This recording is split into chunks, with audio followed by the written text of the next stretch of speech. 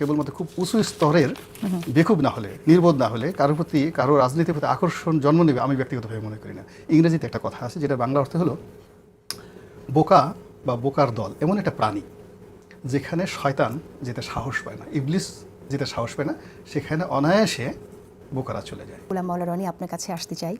অনুষ্ঠান শুরুর আগেই আপনাকে জিজ্ঞেস করছিলাম যে টাইটেলটা কি হবে। আপনি বললেন রাজনৈতিক বিশ্লেষক এবং লেখক। রাজনীতিবিদ কেন নয়? মানে আমি আসলে অনেকগুলো পেশা আমার ছিল, সাংবাদিকতা ছিল, এখনও লিখছি সে 2009 থেকে।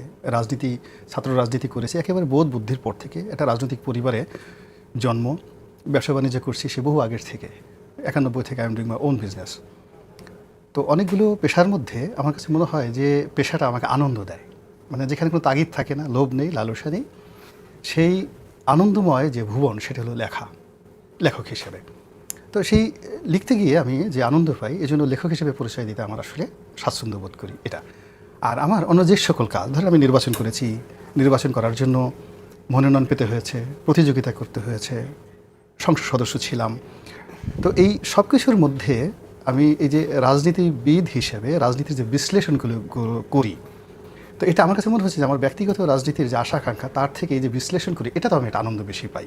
আচ্ছা, একটি তো হচ্ছে আপনার আনন্দ দেয়া, আরেকটি রাজনীতিবিদদের, আমরা যতটুকু জানি যে রাজনীতিবিদরা জনগণের সেবা করেই সবচেয়ে বেশি আনন্দ পান এবং সেই জন্যই তারা রাজনীতি করেন। এবং রাজনীতি করলে রাজনীতিবিদ এই শব্দটা ব্যবহার করাটাও খুব গুরুত্বপূর্ণ হয়ে দাঁড়ায়, কারণ আপনার কমিটমেন্ট, আপনি একজন পলিটিশিয়ান, আপনার পিপলের কাছে কমিটমেন্ট আছে, সেটা এস্টাবলিশ করাটাও, মনে করিয়ে দেওয়াটাও আপনার গুরুত্বপূর্ণ হয়ে থাকে। সেই জন্যই প্রশ্নটা আসলে এসেছে যে আপনি কি আসলে রাজনীতিতে এখন আছেন এবং থাকলে কোন দলের সাথে, এবং রাজনৈতিক আপনার প্ল্যানটা কি? না, প্রথমত যে আমি সামনে এই যে ইলেকশন আসছে, সিলেকশন করব না। আগামীতে যদি পরিবেশ পরিস্থিতি মনে হয় সকল দলের অংশগ্রহণ একটা প্রতিযোগিতামূলক পরিবেশ সৃষ্টি হয়, তখন হয়তো আমি আবার চিন্তা করব ইলেকশন করবো না। এই কারণ হলো একটা ইলেকশন করার জন্য যা যা লজিস্টিক সাপোর্ট দরকার এসবই আমার আল্লাহর মেহরবানিতে আছে। তাহলে কেন করবেন না? আমার কাছে এই সময়টা নিরাপদ মনে হচ্ছে না, এবং এই সময়টা সম্মানজনক মনে হচ্ছে না একটা পলিটিশিয়ানদের জন্য। এবং এখন যে রাজনীতির যে একটা ট্রানজিশনাল পিরিয়ড চলেছে, অর্থাৎ 2014 থেকে আজ পর্যন্ত পুরো রাজনীতির অঙ্গন, রাজনীতির পরিবেশ যেভাবে পলিউটেড হয়েছে, যেভাবে এখানে অবিশ্বাস জন্ম নিয়েছে, এখানে রাজনীতিবিদ বলতেই মনে হয় টাকা পাচার করছে, রাজনীতিবিদ বলতেই মনে হচ্ছে টিআর কাবিকা চুরি করছে, রাজনীতিবিদ বলতেই মনে হচ্ছে যে একটা বিশাল চাঁদাবাজ গ্রুপের সে নেতৃত্ব দেয়, রাজনীতিবিদ বলতেই মনে হচ্ছে অসৎ। এক, দুই নম্বর হলো এইবার শেখ হাসিনার পতন বা আওয়ামী লীগের পতনের পরে রাজনীতিবিদ, মানে ক্ষমতাসীন দলের রাজনীতিবিদ হওয়া মানেই তার একটা গ্রামের বাড়ি থাকতে হবে এবং সেটাকে পিটাতে হবে, সেটাকে ভাঙতে হবে, পুড়িয়ে দিতে হবে, এবং একজন এমপি তাকে পালিয়ে থাকতে হবে, তাকে গ্রেপ্তার করতে হবে, আর তাকে গ্রেপ্তার করতে পারলেই তার গায়ে ডিম মারতে হবে, হ্যান্ডকাপ পরাতে হবে, এবং কোর্টের মধ্যে তাকে 2-4টি কিল ঘুষি না মারলে যারা দর্শক শ্রোতা তাদের যাকে বলা হয় আনন্দ, সেইটা পরিপূর্ণ হবে না। তো এইরকম একটা পরিবেশে আপনি একটা জিনিসকে কেবলমাত্র খুব উঁচু স্তরের বেকুব না হলে, নির্বোধ না হলে কারোর প্রতি, কারো রাজনীতির প্রতি আকর্ষণ জন্ম নেবে আমি ব্যক্তিগতভাবে মনে করি না। ইংরেজিতে একটা কথা আছে যেটা বাংলা অর্থ হলো বোকা বা বোকার দল এমন একটা প্রাণী যেখানে শয়তান যেতে সাহস পায় না, ইবলিস যেতে সাহস পায় না, সেখানে অনায়াসে বোকারা চলে যায়। এখন তাহলে আপনি কি বলছেন যে কিন্তু সেই নির্বাচনের জন্য দাবি আছে, সেই নির্বাচনের জন্য সবচেয়ে এই সময়ে সবচেয়ে বড় দল দ্রুত নির্বাচনের কথা বলছে এবং অনেকেই সেই প্রত্যাশা রাখছে। 15 বছর মানুষ ভোট দিতে পারেনি, সেই ভোটিং রাইটসের দিকেও মানুষ তাকিয়ে আছে। আপনি সেই সময়টা কি বলছেন যে এটা আপনার জন্য এটা নিরাপদ সময় না? ঠিক কেন আপনি নিজে নিরাপদ বোধ করছেন না? আপনি যে উদাহরণগুলো দিচ্ছেন যে যারা কোর্টে গেলে তাদেরকে ডিম ছুড়ে দেওয়া হচ্ছে বা একজন এমপি তার বাড়িতে আক্রমণ করা হচ্ছে, তারা তো ফ্যাসিস্টের দোষর ছিল। তাদের 15 বছরের অপকর্মটাকে আপনি ভুলে গিয়ে শুধু এই সময় যে ঘটনাটা ঘটছে এটাকে দেখে আপনি কেন অনিরাপদ বোধ করছেন? হলো যে ফ্যাসিস্ট শব্দ, লিডার শব্দ, মানে লিডার, এটা কোনো একক ব্যক্তি নয়, it's a combination of many people. একটা বিধি ব্যবস্থা গড়ে ওঠে, ফ্যাসিজম গড়ে ওঠে, তার জন্য দেশের জনগণ থেকে শুরু করে বিরোধী রাজনৈতিক দল এবং ক্ষমতাধর সবাই কম বেশি দায়ী। এবং এই যে শেখ হাসিনা যে একটা ফ্যাসিস্ট হয়ে উঠেছে, আপনি চিন্তা করুন, সে যখন সেই 2010-11 সালে সেই যুদ্ধাপরাধীদের বিচার শুরু করত, এই তখন থেকে তার যে একরোখা মনোভাব, এটা বাড়তে বাড়তে তার পতনের দিন গিয়ে যখন এক্সট্রিম পর্যায়ে পৌঁছল, এই ঘটনার সঙ্গে, তার এই এক্সট্রিমিজমের সঙ্গে রাজপথের বিরোধী দল, রাজপথের সরকারি দল, ব্যবসায়ী, আমলা, কামলা, মিডিয়া থেকে শুরু করে পুরো বাংলাদেশের আমার কাছে মনে হচ্ছে যে হাইব্রিড মুরগি এবং যারা কাউয়া তারাও দায়ী ছিল এবং কাক তারাও আওয়ামী লীগের ভাষায় কাকা করছে। তো যার জন্য আমার কাছে মনে হয়েছে যে পুরো সমাজটা পলিউটেড হয়ে গেছে রাজনৈতিক বিধি ব্যবস্থা। একজন রাজনীতিবিদ হিসেবে যে সমাজ পলিউটেড হয়ে গেছে আপনি নিজে স্বীকার করছেন, তাহলে সেই দায়বদ্ধতা কেন ফিল করছেন না যে সমাজটাকে পরিবর্তনের জন্য আপনার কাজ করা দরকার? সমাজটা পরিবর্তনের জন্য আমার যা কিছু করার দরকার আমি সেটা করে যাচ্ছি। প্রথমত এই গত 15টি বছর ধরে আওয়ামী লীগের জমানাতে যদি এই বাংলাদেশের মাটিতে দাঁড়িয়ে বুক ফুলিয়ে একেবারে প্রশাসন, প্রধানমন্ত্রী, মন্ত্রী, এমপিদের চোখের উপর চোখ রেখে কেউ কথা বলে থাকে তাদের মধ্যে আমি এক। বলেছেন আবার শেখ হাসিনাকে পীর আউলিয়া দরবেশও বলেছেন। এটা বলেছি আমি যখন তার দলে ছিলাম।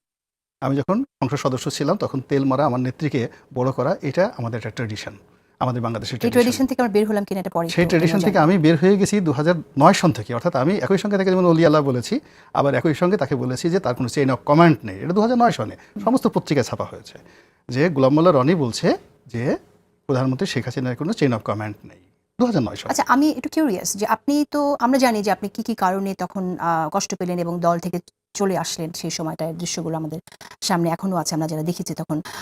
কিন্তু আপনি শেখ হাসিনার দল ছেড়ে চলে আসলেন, কিন্তু যে আদর্শের জন্য আপনি আওয়ামী লীগ করেছেন সেই আদর্শকে কি আপনি ফেলে আসতে পেরেছেন? না, প্রথমত হলো যে আমি আমার ক্ষুদ্র, যেমন আমি এখন দুটো দল একেবারে সরাসরি শীর্ষ পর্যায়ে দেখছি। আওয়ামী লীগে যতদিন ছিলাম আওয়ামী লীগ একেবারে প্রধানমন্ত্রী ওই কিচেন ক্যাবিনেটের সাথে আমার সম্পর্ক ছিল। আবার 2018 সন থেকে বিএনপির সঙ্গে আছি, ওই বিএনপিরও কিচেন ক্যাবিনেটের সঙ্গে আমার সম্পৃক্ততা এখনও পর্যন্ত আছে। ফলে দুটো দলকে পারিবারিকভাবে বাইরে থেকে ভিতর থেকে দেখার আমার সুযোগ হয়েছে। এরপরে আমার অবস্থানগত কারণে জামাতের মতো দল, হেফাজতের মতো দল, বামপন্থী যে দলগুলো আছে তাদের সবার সঙ্গে আমার একটা একেবারে শীর্ষ পর্যায়ের একটা ঘরোয়া সম্পর্ক রয়েছে, একেবারে ঘরোয়া সম্পর্ক। ফলে রাজনীতিটা আমি যেভাবে দেখেছি আমার কাছে মনে হয়নি যে একটা বিশেষ দল বা কোনো একটা দল একটা নির্দিষ্ট একটা এজেন্ডা বা নির্দিষ্ট একটা আদর্শ ধারণ করে সে তার জন্য একেবারে শহীদ হয়ে যাবে, এরকম দৃশ্য আমি দেখিনি। কেন শেখ মুজিবের আদর্শের উপর ভিত্তি করে তো অনেকে শহীদ হওয়ার মতো কথা না, মূল বলেছেন। ব্যাপার হলো যে এগুলো কথার কথা। আপনি শেখ মুজিবের কথার জায়গায় আপনি শহীদ জিয়ার কথা আনেন, শহীদ জিয়ার পরিবর্তে আপনি গোলাম আজমের কথা আনেন, গোলাম আজমের পরিবর্তে আপনি আবুল আল্লাহ মওদুদের কথা আনেন। আবার যদি আপনি হেফাজতের কথা বলেন, হেফাজতের কথার সঙ্গে আপনি হাফিজি হুজুরের কথা আনেন। আপনি সব জায়গাতেই দেখবেন there is a two tax. একটা হলো আপনাকে শোনানোর জন্য, লোকজনকে দেখানোর জন্য, আরেকটা হলো নির্বাচনে জেতার জন্য, রাজনীতিতে টিকে থাকার জন্য, আর একটা হলো যে নিজের মন এবং মননে সেটা ধারণ করা। করার জন্য তো মন এবং মননে ধারণ করা এই তিনটার জায়গাতে যুগপৎ যখন না হয় তখন সেখানে হিপোক্রেসিটা হয়ে যায়। আমি আমার অন্য যারা কে দেখেছে জানি না, কিন্তু আমি আমার যতটুকু অভিজ্ঞতা দেখেছি যে একটা লোক নামাজে পড়ে সে যখন সুবহানা রব্বিয়াল আলা বলছেন, আর সেই সুবহানা রব্বিয়াল আলা বলার পর আল্লাহকে সে যেভাবে সম্মান করছেন, কিন্তু মঞ্চে উঠে যখন সে জয় বাংলা বলছেন বা বাংলাদেশ জিন্দা বলছেন তখন তার আর আল্লাহর কথা মনে থাকে। মনে থাকেনি। আবার যখন রাজনৈতিক মঞ্চে বসে সে মা বোনকে গালাগালি করছে প্রতিপক্ষের, তার তখন মানে তার যদি Right. শেষ করি, তার মানে হচ্ছে যে আপনি আওয়ামী লীগের যাদেরকে কাছ থেকে দেখেছেন আপনার কাছে মনে হয়নি তারা কাউকে এরকম পীরাউলার পর্যায়ে আসলে নিয়ে গিয়ে দল করেছে, ওরকম ভাবে আদর্শিক জায়গা আমার থেকে সাথে করেছে আওয়ামী লীগকে আপনার। মেনশন আমি করছি না, আমি আবারও বলছি আমি কাউকে দেখি কাউকেই দেখেননি, ঠিক আছে। অর্থাৎ এর মধ্যে আওয়ামী লীগও পড়ছে আর কি। তাহলে এর অর্থ হচ্ছে যে আসলে খুব আপনার ক্ষেত্রেও আপনি কোনো আদর্শের জায়গা থেকে আওয়ামী লীগ করেননি। না, কোনো আদর্শের জায়গা বড় থেকে- দল সেখান থেকে নমিনেশন পাবেন না না, নট সেরকম। Like that. মানে মূল ব্যাপার হলো যেমন ধরুন আমাদের দেশের রাজনীতি 99.99% যেটা হয়, ফার্স্ট থিং হলো বিশেষ করে যারা এমপি ইলেকশন করে ওদের একটা পারিবারিক লিগেসি লাগে। রাতারাতি এখানে এমপি হওয়া যায় না। তো এখানে দেখা যাচ্ছে বাপ যে দল করেছে, চাচা যে দল করেছে, মামা যে দল করেছে, জামাত হোক, বিএনপি হোক, সবসময় আমরা কিন্তু না। বেশিরভাগ ক্ষেত্রেই মানে বিশেষ করে আপনি দেখেন পারিবারিক এই লিগেসির বাইরে গিয়ে কিন্তু এমপি হতে পারে না। আচ্ছা, মানে চেয়ারম্যান হওয়া যায়, মেম্বার হওয়া যায়, কিন্তু একটা সংসদ সদস্য তো হলে তাকে একটা দীর্ঘদিন পারিবারিক লিগেসি লাগে।